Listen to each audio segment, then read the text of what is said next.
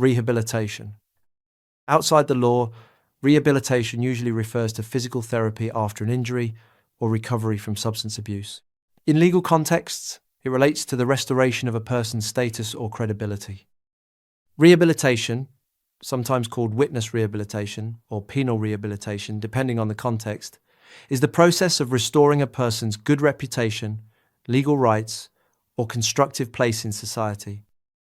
This concept plays two massive, yet distinct, roles in common law systems. In criminal justice, it is a primary goal of sentencing, where the state provides education to help an offender safely re-enter society. In the realm of trial evidence, however, it serves a completely different purpose.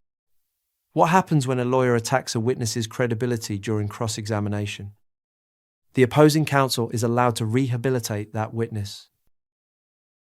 They ask follow-up questions designed to repair the witness's reputation and show the jury they are telling the truth. For example, imagine a high-profile fraud trial. During cross-examination, the defense aggressively highlights a minor inconsistency in a key witness's story to make them look like a liar. The jury starts to look skeptical. On redirect examination, the prosecutor steps up to rehabilitate the witness. They present a time-stamped email that perfectly clarifies the inconsistency, proving the witness was actually entirely accurate and restoring the jury's faith.